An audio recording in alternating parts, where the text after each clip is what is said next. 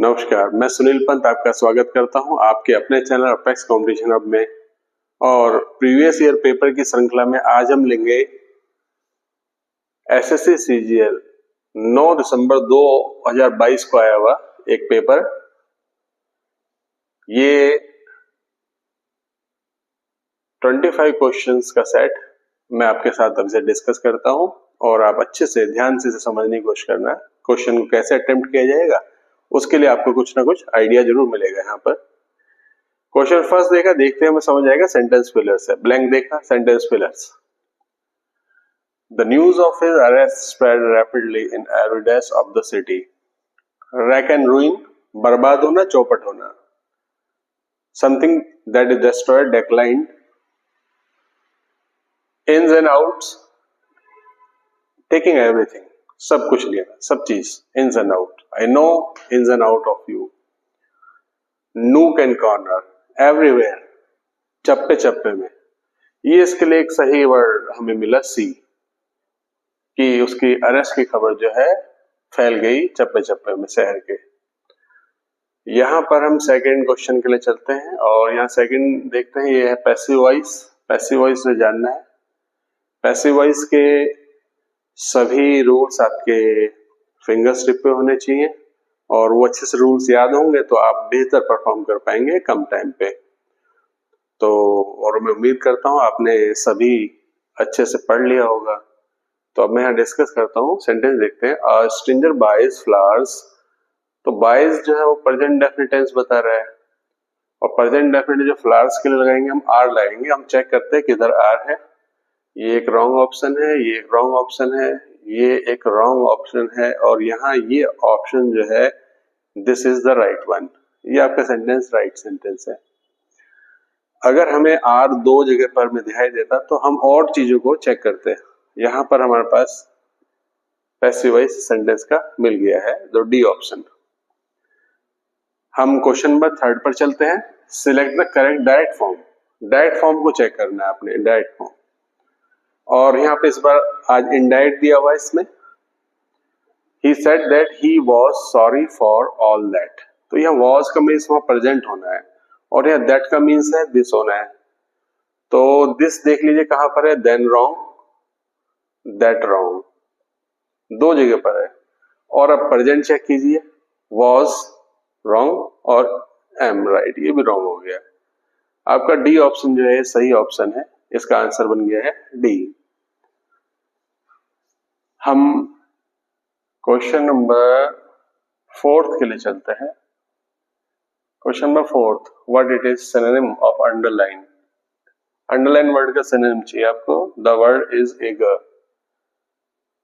उत्साहित, जोश में, क्यूरियस, एंथुजियास्टिक, है ना। तो यहां अपैथेटिक, इंडिफरेंट, उदासीन। टेंस्ड, दबाव में, तनाव में। सेटिस्फाइड, कंटेंटेड, संतुष्ट। बट एक्सिलरेटेड, एक्सिलरेटेड का मीन्स होता है curious, eager, in zeal and feeling enthusiastic। तो ये इसका राइट ऑप्शन है और अदर्स आर रॉन्ग। हम अब पांचवें क्वेश्चन के लिए चलते हैं। Select the incorrectly spelled word. जो रॉन्ग है that is ruthless, story of Pankaj, assassination. Assassination ये एक राइट वर्ड है जिसका मीन्स हत्या, वध। कैरेबियन आइलैंड, यहाँ पे ये वर्ड गलत है। ये वर्ड ये यहाँ ये हमारा आंसर है जो है, ये आंसर बन गया है Caribbean.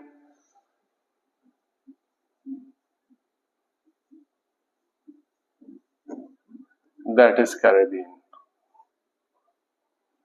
But it is Caribbean. ये स्पेलिंग सही है इसके। और हम आगे चलते हैं। असैसिनेशन, हत्या। रुथलेस, दयाहीन। रुथलेस, रुथलेस, दयाहीन, निर्दय, cruel person. You are a cruel person, you are a ruthless person, ruthless person.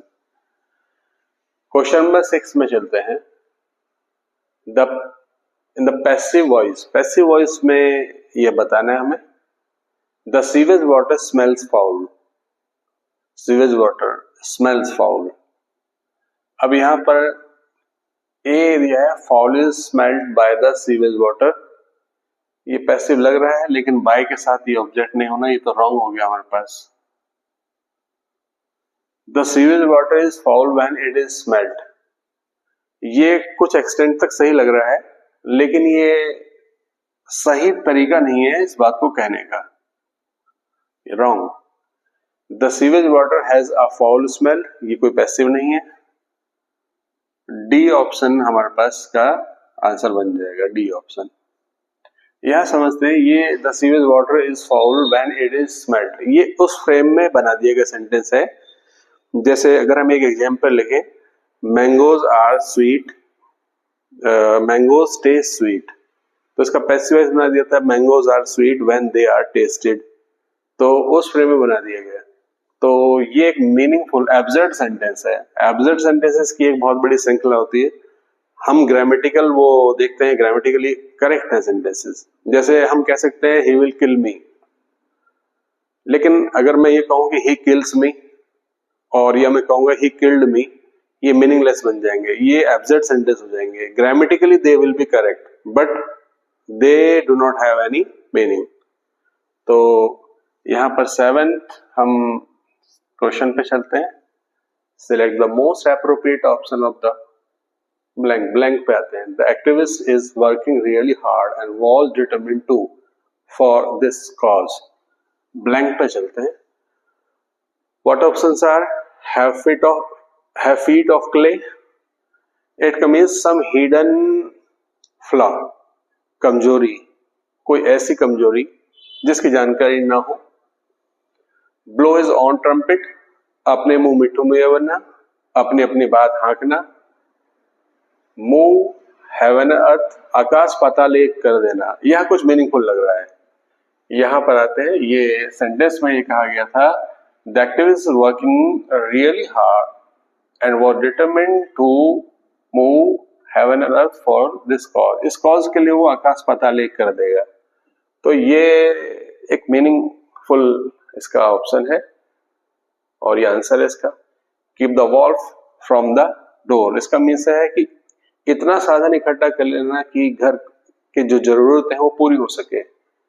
भूख को दूर रखा जा सकता है, भूख के साधन अरेंज किए जा सकते हैं, सामान जो हमारी फंडामेंटल जो नीड है उसको पूरा करने तक की जरूरत पूरा करना, तो तब हम यूज करते हैं keep the wolf from the door. 8th, select incorrectly, incorrectly word, being a conscientious and single-minded person, Tobai has become inquisitive and perseverant in exploring young talents. First word he wrong है। यहां पर जो हमारे पास एक word है conscience,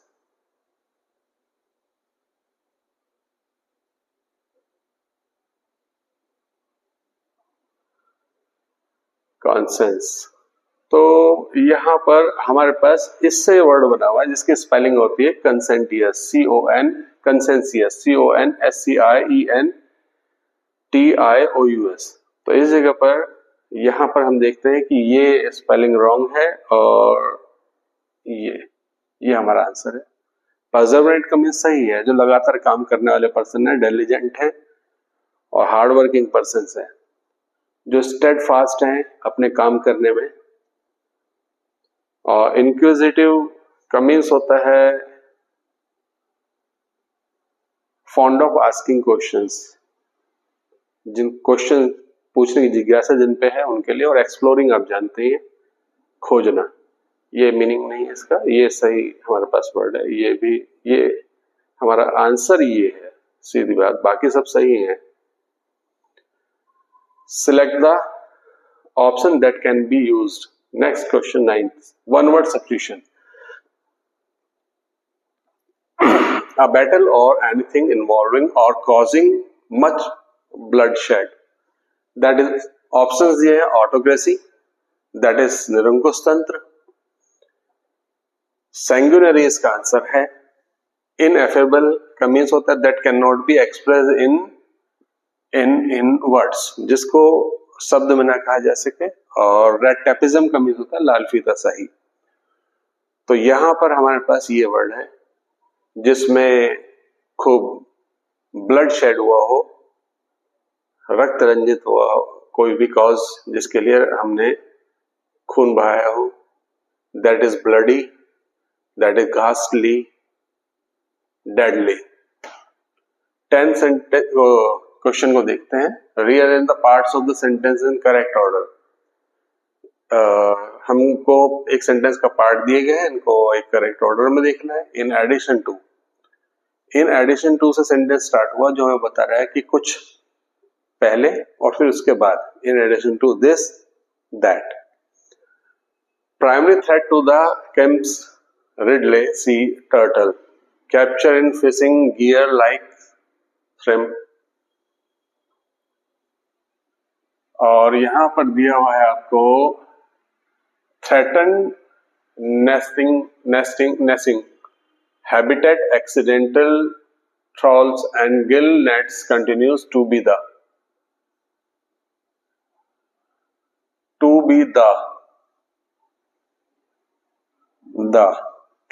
के बाद आपके पास यहां पर आ गया है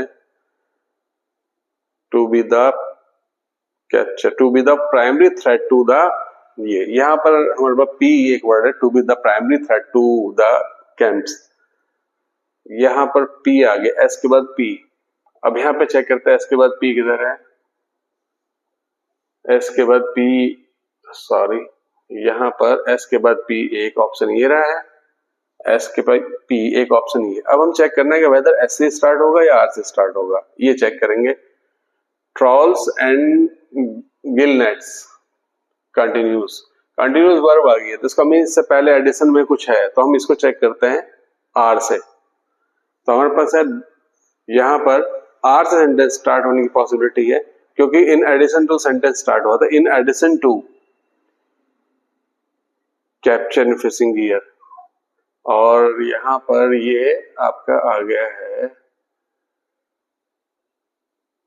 threatened nesting habitat accidental trawls and gills net continues to be the बाकी वो सेंटेंस आपके पास था ही पहले से। ये आपका ये सेंटेंस सी सही होगा।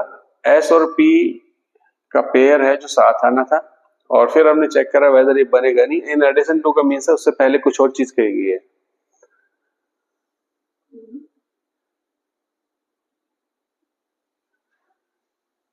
इलेवेंथ क्वेश्चन पे चलते हैं। Select the most appropriate synonym. Synonym बताना है। या वर्ड दिया हुआ अबंडेंट। अबंडेंट का मीन्स होता है बहुत ज्यादा, प्रचुर, प्लेंटी। और साइक्लोनिक, साइक्लोन से जुड़ा हुआ। इंटरमिटेंट, रुक रुक कर जो काम होता हो। एम्पल माने पर्याप्त, ये वर्ड है इसका आंसर। प्रोलॉन्ग्ड, लंबा, बहुत ज्यादा।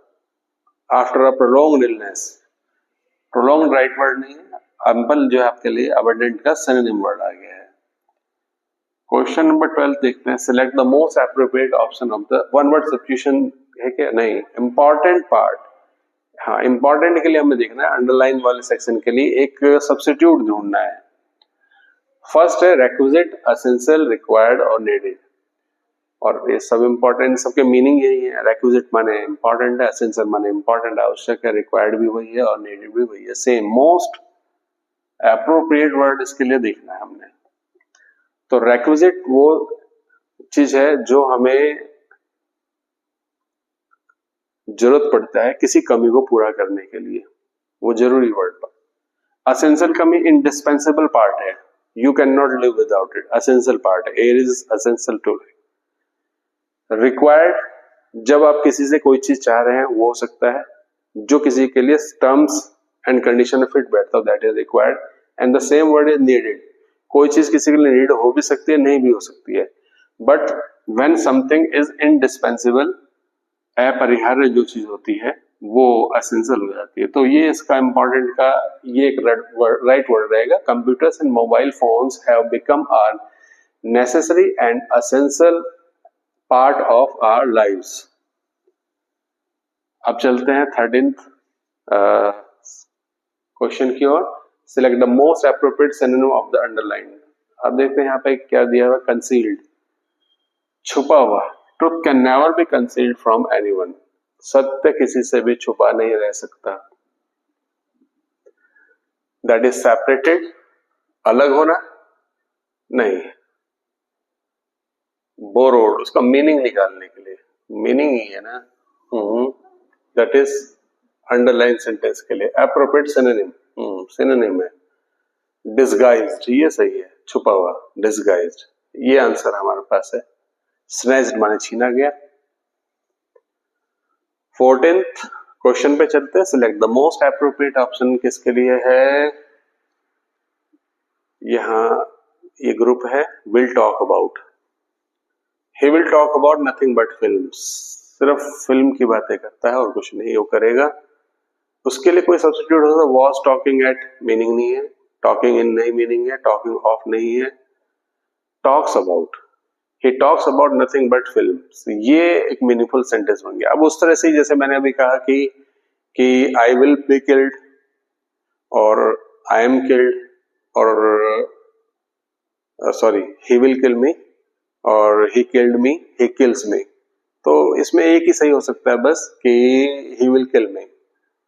दो मीनिंगलेस हैं, एब्सर्ड है, बाकी सब एब्सर्ड है। ये एक मीनिंगफुल बनाता है प्रेजेंट में, वो बात करता है या वो बात करेगा फिल्मों की, या उसने बात की, ऐसा कोई सेंटेंस यहाँ पर है नहीं। Parts of the following sentence have been given options. Grammatical error निकालना है। स्पॉटिंग द एरर का क्वेश्चन ये आपके पास है। अब चलिए चेक करते हैं, देखें क्या है। She is quite generous, quite wrong यहाँ पर है। क्वाइट नीचे हमें क्वाइट चाहिए, QUITE, क्वाइट वर्ड, वो एक बहुत जेनरस वुमन है। तो हम देखते हैं ये सेक्शन कहां पर हमारे पास है, ये डी इसका आंसर बन जाएगा। एक रॉन्ग वर्ड सिलेक्ट किया गया है। Select the most appropriate option to fill in the blank. He is diligent, therefore he will succeed.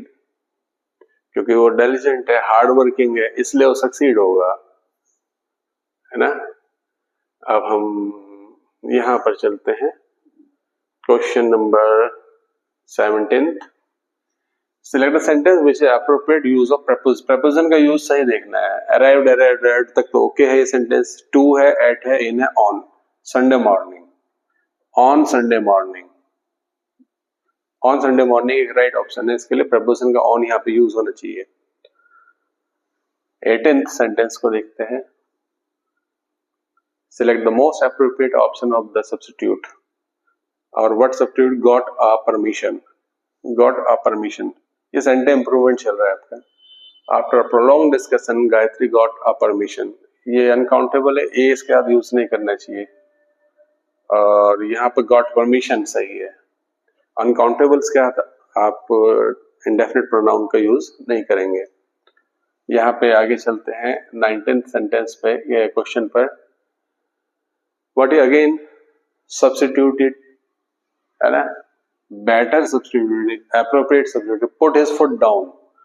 I begged him to consider my application but he put his foot down, put his foot down, stamped his foot down, इससे कोई meaning नहीं है इसका, पैर जमा दिया उसने, पैर जमाने से कोई मीनिंग नहीं है। agreed to consider, reconsider नहीं, ये इसका मीनिंग नहीं है। पहले तो यहाँ देखिए, यहाँ दिया बट, ये कॉन्ट्रास्ट के लिए आपका कंजक्शन है। जो भी बात है कॉन्ट्रास्ट में, आपने रिक्वेस्ट की ऐसा कीजिए और उन्होंने मना किया होगा, तो कॉन्ट्रास्ट में रिफ्यूज टू यील्ड, तो ये था उन्होंने मना कर दिया उनकी बात मानने से, यील्ड स्वीकार करने से। अब हमको 20th क्वेश्चन में पहुंचे। 20th क्वेश्चन में एंटोनिम बताना है। Now here it is, the word is care, concern, disregard, worry and attention. और क्योंकि एंटोनिम है तो ये डिसरिगार्ड एक सही वर्ड है। कंसर्न तो मीनिंग वही सेम हो जाएगा इसका, वरी भी और अटेंशन भी, ये सिनोनिमस वर्ड हो जाएंगे उसके। ओके, यहां तक ये कंप्लीट हुए 21 to 25। अगेन अब वी हैव क्लोज स्पेसेस, हमारे पास क्लोज स्पेसेस है, इसे हम सॉल्व करते हैं। जो है देखते हैं इसमें क्या है। Child marriage is a kind of right exploitation age to in practically all areas the kid must be at least 11 years old. As a result, marrying of a kid before they reach the age of death is an exploitation of their right. The long standing, चलिए first पे चलते हैं। यहाँ पे दिया bind, marry, vote, mature. Child marriage exploitation age to marry, A B C D, ये C option है कोई यहाँ पर, मैरी। एक्सप्लोइटेशन का मीन्स होता है शोषण, शोषण किया जाना। लॉन्ग स्टैंडिंग बहुत समय से चला रही कोई चीज है। बिफोर दे रीच, जिनकी चाइल्ड मैरिज हो रही है वो they reach the age of, किस एज पर पहुंचते हैं देखते हैं यहाँ पर 20 सेकेंड के लिए। रेस्ट्रेन माने रोक लगाना, एडल्ट वयस्क होना, या तो एडल्टहुड होता तो चलता। कंसेंट स्वीकृति, स्वीकृति देने की एज तक, कंसेंट कि वो अपनी स्वीकृति दे, उससे पहले आपने उन्हें ब्याह दिया तो शादी कर दी गई। तो यहाँ पर before they reach the age of consent is an exploitation of their right, उनके राइट्स का दोहन है, शोषण है उनके अधिकारों का। The long standing of child marriage is one of the most prevalent regions of child marriage. Prevalent माने practiced for a long time, जो बहुत समय से जिसकी प्रैक्टिस की गई हो। और लॉन्ग स्टैंडिंग थर्ड यहाँ पर आपके पास दिखता है, ये है आपके पास ग्रोथ। नहीं, ग्रोथ तो यहाँ पे सही नहीं रहेगा। और ये वर्ड्स कहाँ चले गए हमारे भाई, ये है इधर है कस्टम, टैबू और फेथ, हेजल। तो कस्टम सही है। Long prevalent, long standing custom of child marriage, बहुत टाइम से जो चली आ रही है, ये एक राइट वर्ड है। The elders want to plan for the of their family so they marry off the children to establish their position. अब यहाँ पर दिए एवोल्यूशन दिया हुआ है, एक्सटेंशन दिया हुआ है, कॉलिजन दिया हुआ है और क्रिएशन दिया हुआ है। एक्सटेंशन दिया हुआ है, अपने परिवार का विस्तार करते हैं, फैलाने से।